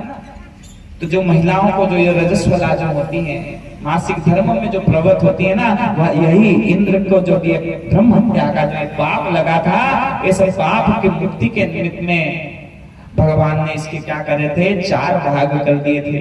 कौन कौन से? एक तो यह जो महिलाओं को मासिक धर्म आता है, एक यह, एक बंजर भूमि जो हम देखते हैं, एक यह बंजर भूमि जब अग्नि जलती है तो एक नीली कलर की अग्नि जलती हुई हमने देखी होगी, वह जो अशुद्धता से वह प्राप्त होती है, एक वह अग्नि। और एक जब वर्षा काल में जब नदी के अंदर क्या होती है, वो मटमैली हो जाती है, फेन आने लग जाते हैं, झाग आने लग जाते हैं, एक यह 4 स्थान प्रदान किए गए और कुछ कुछ स्थानों पर वृक्षों के अंदर से जो गोंद निकलता है, यह 5वां स्थान भी बताया गया है। आज इसी ब्रह्म हत्या के निवारण के निमित्त में आज यह जो आप लोगों को जो मासिक धर्म होता है, वही वह ब्रह्म हत्या के पाप का निवारण करने के निमित्त में ही यह भाग स्त्रियों को प्रदान करा। वह धन्य है वह जगत जननी माता, आप लोग सभी स्त्रियां जिन्होंने आज उस इंद्र के पाप को निवृत्ति के निमित्त में इस प्रकार के दुख को धारण करा है। और यह इंद्र जब उस माया को नहीं समझ पाता है तो आज बृहस्पति जी महाराज उसके रक्षण करने के लिए आते हैं और माता जगदम्बिका से प्रार्थना करते हैं कि विद्युताम समप्रभां मृगपते स्कंदस्थितां भीषणा शक्तिं चक्रमसिं ददददददा घंटासुरापादनां शूलं पाशसुदर्शनं जगन्तीं हस्ते प्रसन्नाननां सेवे शैवीमर्दिनीं नमः लक्ष्मीं सरोजस्थितां त्वं वैष्णवीर्षादिनन्तवीर्या विश्वस्य बीजं परमाश्रिमाय सम्मोहितं देवि समस्तमेत त्वं वै प्रसन्ना भव मोक्तिहेतुम्। वह बालिका स्वरूप में जो माता वह खेल जो वहां पे कर रही है, बृहस्पति जी महाराज उन्हें देखकर पहचान जाते हैं कि देवी आपके सौम्य स्वरूप को देखकर कौन सा वह माता बाला त्रिपुर सुंदरी का जो सुंदर सा स्वरूप है ना, उसे वह देखकर क्या होते हैं, नाना जो लोग बाग होते हैं ना, वह उस स्वरूप को देवता गण के उस स्वरूप को देखने के लिए क्या होते हैं, बार-बार लालासित रहते हैं। कैसा सुंदर सा उनका वह स्वरूप है कि वह 5 वर्ष की बालिका के समान उनका स्वरूप है। मुख पर करोड़ों करोड़ों चंद्र और सूर्य के तेज को तिरस्कृत करते ऐसा तेज विराजमान है। अग्निदेव स्वयं जिनके आंखों की तेज से अपने आप में अग्नि उत्पन्न करते हैं, वह अग्नि उनके नेत्र में विराजमान है। वह एक टक किसी को देख ले तो जलाकर वे भस्म कर दे। वह उनकी जो यह भ्रुकुटी है इसके अंदर जरा सा भी विलय होता है, वो जरा सा ऊंचा नीचा में करती है तो सृष्टि का प्रलय हो जाता है। भ्रुकुटी विलास सृष्टि लय हुई ऐसी सौम्या ऐसी रुद्रा है और वह सुंदर से अपने चोटी के साथ में वह खेलती हुई अपने पुष्पों को धारण करे हुए सुंदर से अटखेलियां करते हुए वह जो बारंबार माता बाला उस स्थान पर जो खेल रही है, वारी का अपने वह खेल को वो खेल रही है, उसको देखकर बृहस्पति जी महाराज बारंबार प्रार्थना करते हैं। और बारंबार जब प्रार्थना करते हैं तो प्रार्थना जब करते हैं तो उससे माता जगदम्बिका प्रसन्न होती है और प्रसन्न होकर इंद्र को पुनः ठीक कर देती है। और आज सभी देवताओं ने माता जी से बारंबार क्षमा प्रार्थना करी है कि हे माता जी, आपको ब्रह्मा जी देवतागण भगवान नारायण भगवान शंकर आपकी माया को नहीं जान सके, उन्हें अपने कार्यों पर बारंबार अभिमान हो जाता है। तो मैं तो एक तुच्छ सा इंद्र हूँ, न जाने कितनी बार बदल जाता हूँ। उसी प्रकार मेरे साथीगण यह सोम यह इंद्र यह वरुण हम सब एक ही समान हैं, हम दुर्बुद्धि हैं, हम पर प्रसन्न होइए माता, हमसे गलती हो गई। अब हम आपको वचन देते हैं कि इस वारी को आपका कहीं पर कलश की स्थापना भी हो जाएगी ना, वहां पर हम सब अनायास से बिना मंत्र के बिना किसी बात के ही हम लोग वहां पे हाथ जोड़कर बैठ जाएंगे। आप विचार कीजिए, जो हमारे यहाँ पे जो नवरात्र में जो वारी वगैरह बोलते हैं, कलश की स्थापना करते हैं, कौन से ब्राह्मण देवता आप लोगों के यहाँ पे आके ने स्थापना कराने आते होंगे, है ना? तो भी आज सारे देवता लोग उसी में विराजमान हो जाते हैं, उस कलश में विराजमान हो जाते हैं। क्यों? क्योंकि उस बात को याद करके कि उस दिन जब हम देवता लोग इंद्र की उस यात्रा को लेकर जा रहे थे और उस यात्रा में क्या हुआ, हम लोगों ने माता का मान नहीं दिया और आज उसके फलस्वरूप इन्होंने वचन दिया है कि जब भी हे माता जी आपकी वारी की स्थापना होगी, कहीं पे नवरात्रि की स्थापना होगी, माता जी के निमित्त में कलश की स्थापना होगी, तो हमारा किसी प्रकार से आह्वान नहीं करना पड़ेगा, किसी प्रकार से किसी मंत्रों का कोई पाठ न करना पड़ेगा, कोई हमें बुलाए या न बुलाए, हम सब परिवार माता जी उस बात को याद कर आपके चरणों में उपस्थित हो जाएंगे। और आज सभी देवताओं ने बारंबार माता जी की स्तुति करी है और माता जी की इस सुंदर से स्वरूप को देखकर सभी देवियां आज उपस्थित हुई हैं और सभी ने मिलकर वहां पर सुंदर सा माता जी का वह जयकार करा है। बोले जगदम्बिके माता की जय। आज सभी खड़े होकर सुंदर सा माता जी के सामने वह अपने भाव प्रकट कर सकते हैं। बोले जगदम्बिके माता की जय।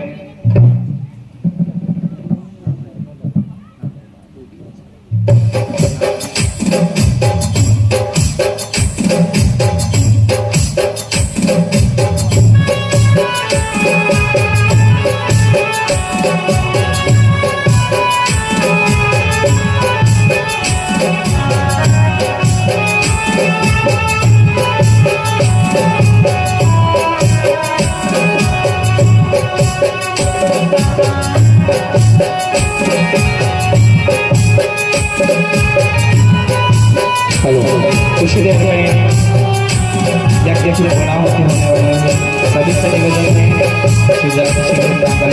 जाइएगा। उसके पश्चात कथा का विश्राम होगा और प्रसादी का विश्राम होगा।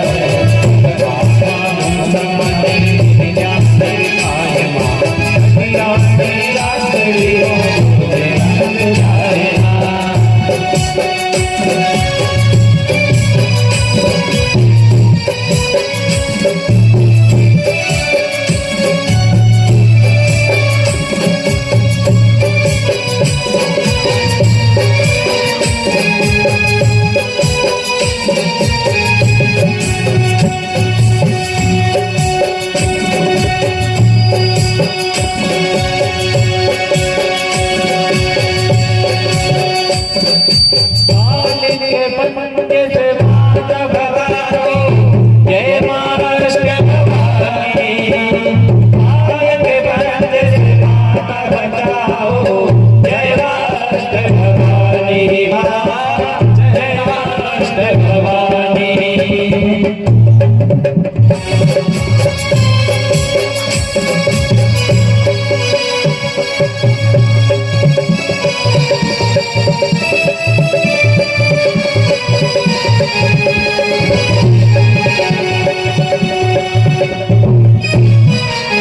बोले जगदम्बिके माता की जय। सभी देवताओं ने बार-बार माता जी से क्षमा प्रार्थना करी है कि आवाहन न जानामि तवाचनम पूजा क्षेम न जानामि क्षम्यतां परमेश्वरी।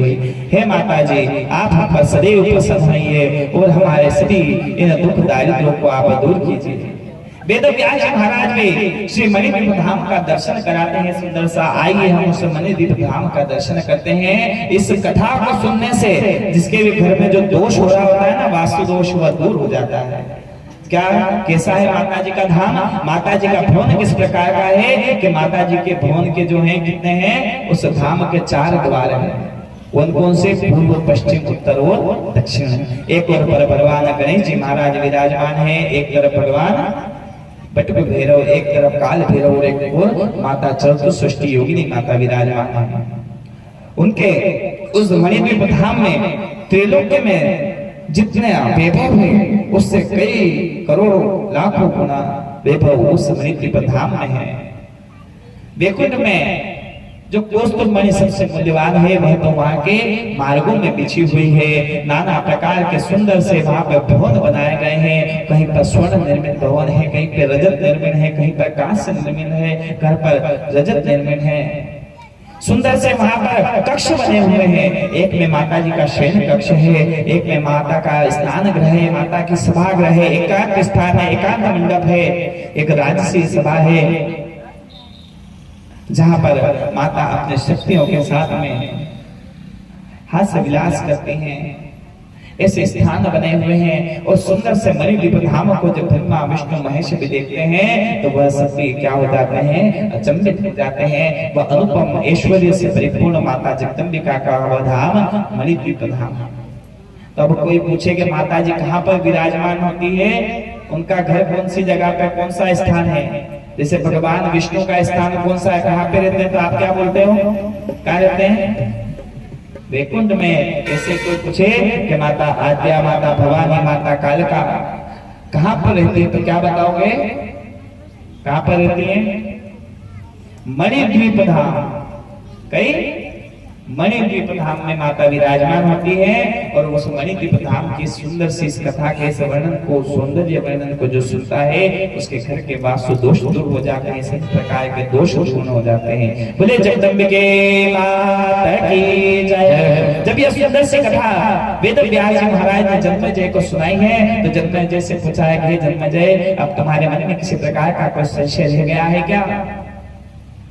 और इधर नारद जी महाराज का आगमन होता है। नारद जी महाराज भी जय जयकार करते हुए कि हे वेद व्यास जी महाराज, आपकी जय हो माता जगदम्बिका की। हे जन्मेजय, तुम्हारे जैसा पुत्र पाकर तुम्हारे पिताजी बार-बार धन्य हो गए हैं। मैं देख कर आया हूँ कि तुम्हारे पिता जो अधोगति को प्राप्त हो गए थे ना, तुम्हारे उस नारद यज्ञ करने से आज पुनः उन स्वर्गादि लोकों को प्राप्त हो चुके हैं। माता जी के उस श्री चरणों में स्थान उन्होंने प्राप्त कर लिया है। हे जन्मेजय, तुम धन्य हो।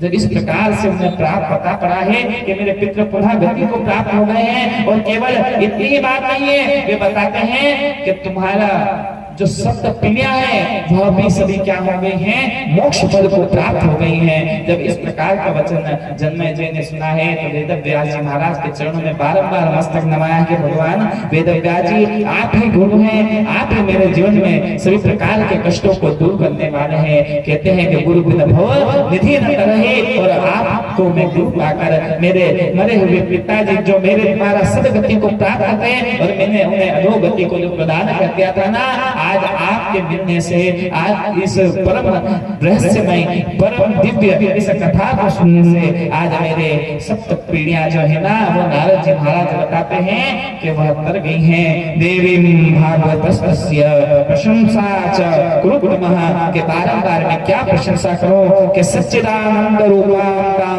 गायत्रीं प्रतिपादितां नमामि महिमयी देवी धियो यो नः प्रचोदयात् कि जिसके अंदर वह सच्चिदानंद विग्रह रूपी माता जगदम्बिका की सत्य रूपी कथाएं हैं, जिसके अंदर गायत्री का प्रतिपादन है, जिसमें हृदयमयी माता की है जो ऐं ह्रीं क्लीं चामुंडाय विच्चे नमः की यह मंत्र की जो यह कथाएं हैं, जो माता जी के पराक्रम की जो कथाएं हैं, चंड मुंड रक्त बीज महिषासुर इत्यादि दैत्यों का वध करने की जो कथाएं हैं, दुर्गम का दैत्य नामक के उस मोह रूपी अंधकार रूपी उस अज्ञान रूपी उस दुर्गम उस दुष्ट बुद्धि को विनाश करने की जो यह कथा है, जो देह का भौतिक और आध्यात्मिक विविध तापों को मिटाने वाली जो ये कथा है, इसको सुनकर मैं बारंबार प्रसन्न हुआ हूँ। चरण कमल भंग निर्जागमय सुधा कि मैं बारंबार उन माता जगदम्बिका के इस भौर के समान बनकर जिस प्रकार से वह माता कमल के फूल पर आसक्त हो जाता है और क्या होता है समय का भान प्राप्त नहीं कर पाता, उसी प्रकार में स्वादन को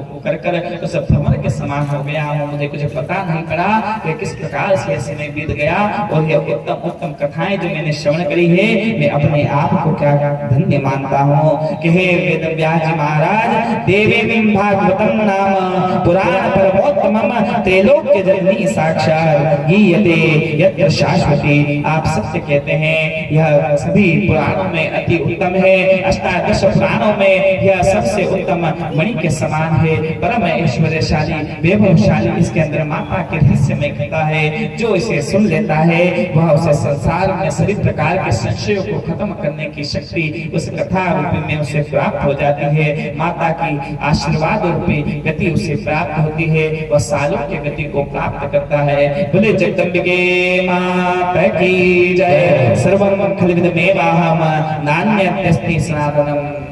यह जो संसार में सब कुछ दिखाई दे रहा है, जो आपके और हमारे अंदर है, जो चैतन्य रूपा है, जो आत्मा रूपी है, वही परम परमेश्वरी माँ राज राजेश्वरी माता ललिता त्रिपुर सुंदरी है, माता पगलांबिका है। उन्हीं के चरणों का जो निरंतर ध्यान करता है वह परम गति को प्राप्त होता है। अंतिम इस गुरु पूर्णिमा के उपलक्ष्य में आप लोगों को यही बात कहना चाहूंगा कि गुरु जो कहें उनकी बात को माने, गुरु जो करें उस प्रकार के कर्मों को न करें। गुरु वाक्यम मोक्ष साधनम। गुरु के जो वचन हैं वही मोक्ष को दिलाने वाले हैं और वही सदगति को दिलाने वाले हैं। अगर इस सप्त दिवस के भीतर में आप लोगों को जो भी कथा अच्छी लगी हो, जिस प्रकार का ज्ञान आपको अच्छा लगा हो, आप उसे अंगीकार करें और उत्तर उत्तर उसे क्या करें, वृद्धि को प्रदान करें। कल आपको बताया था ना एक बच्चे की कथा कि उनमें 4 चने गुरुदेव प्रदान करते हैं, तो आप उस पहले बच्चे की तरह ना बने कि उस चने का क्या कर ले, अपने गले में ताबीज बनाकर घूमता फिरे कि मैंने गुरुदेव के दिए हुए उन चनों को संभाल कर रखा है, और वह धीरे धीरे समय अनुसार क्या हो जाए, नष्ट हो जाए। क्या लग जाए, उनमें कीड़े लग जाए, और वो जो चने थे वो क्या बन जाए, चूरा बन जाए, वो ज्ञान नष्ट हो जाए। उस दूसरे शिष्य की तरह बने कि निरंतर उस ज्ञान को अपनी तुलसी की उस क्यारे में उसका रोपण करें। कुछ लोगों को उस कथाओं के बारे में बताएं, उन्हें इस भगवती की चर्चा के विषय में, इस तप के विषय में लगावें। भगवान के माता जगदम्बिका के, भगवान नारायण के, भगवान शंकर के, भगवान गणेश के, अपने सदगुरुदेव के, भगवान हनुमान जी महाराज के चरणों में उनकी मन को लगावें और क्या करें, उत्तरोत्तर अपनी गति को, अपनी भक्ति को, अपनी शक्ति को, अपने ज्ञान को भगवान के चरणों में बढ़ाते हुए सदगति को प्राप्त करें। बोले जगदम्बिके माता की जय। और इसी के साथ हम आज की सप्तम दिवस की कथा को हम विश्राम देते हैं। मेरी वाणी से, मेरे शब्दों से किसी प्रकार की कोई त्रुटि रह गई हो, कुछ बोलने में कुछ शब्द गलत हो गए हों, तो हमें बालक समझकर आप सभी क्षमा कीजिएगा। भगवती के चरणों में आप सभी का स्थान प्राप्त हो, यही कामना। बोले जगदम्बिके माता की जय।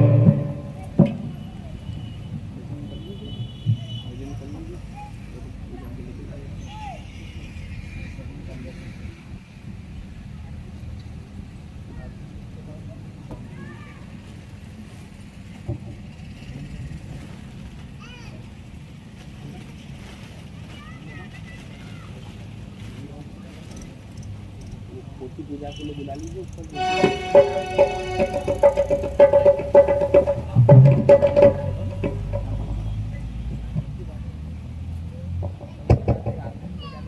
जय श्री राधे। आवाज कम हो गई है, आखिरी दिन है, बैटरी डाउन मत कीजिए। जय जय श्री राधे। बोलिए जगदम्बे माता की, श्री शक्ति बालाजी महाराज की, इन 7 दिवसीय आनंद की 7 जीवन की कथा आप लोगों ने श्रवण की है। मुझे उम्मीद है आप सभी को यह देवी भागवत की कथा बहुत ही पसंद आई होगी। जोर से जयकारा लगाइए, बोल अम्बे माता की। जैसा कि आप सभी को ज्ञात है, अब पूर्णाहुति होगी, आरती होगी, तत्पश्चात पोथी का वापस से अपनी जगह पर पहुंचना होगा। उसके पहले आज गुरु पूर्णिमा है। जो भी पोथी की पूजा करना चाहता है, गुरु के आशीर्वाद लेना चाहते हैं, वह एक के बाद एक लाइन से आते जाएं, गुरुदेव के चरण स्पर्श करते जाएं, पोथी की पूजा करते जाएं। तत्पश्चात हम लोग पूर्णाहुति करेंगे, फिर आरती का आयोजन रहेगा। उसके बाद पोथी का भ्रमण होगा, उसके बाद प्रसाद वितरण होगा। तो आप समय को व्यर्थ न करते हुए एक के बाद एक पोथी की पूजा करते जाए। जो भी इच्छुक हो तुरंत प्रभाव से, ताकि कार्यक्रम को आगे फिर से बढ़ाया जाए।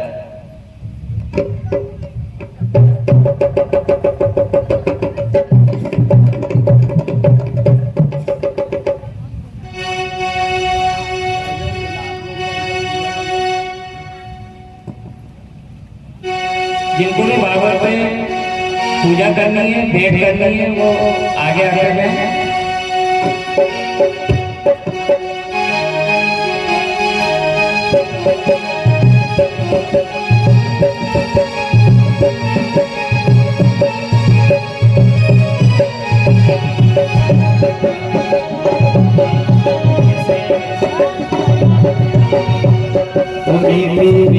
मेरे सावरे की मुरली बाजे, प्यारी बंसी बाजे, ओके शाम की दीवानी राधा रानी नाचे।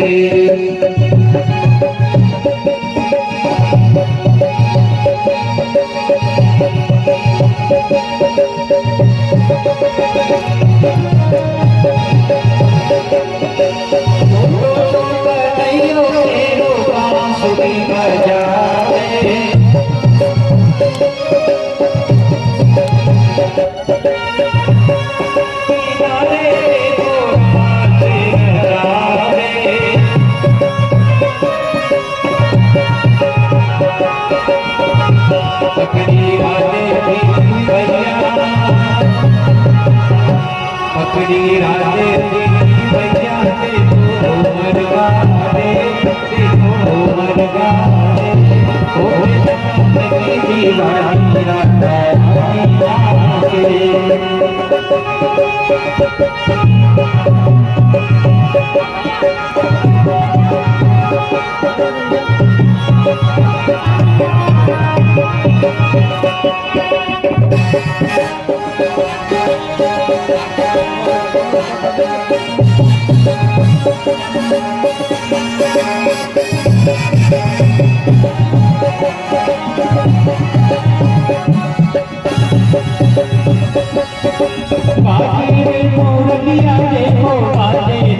जनिया,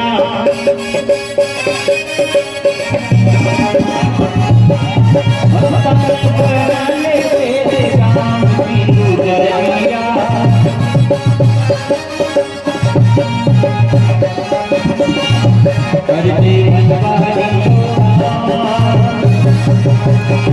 करते बनवारी काम तेरो गाई लागे, तेरो गाई लागे, ओके दास की दीवानी राधा नाचे।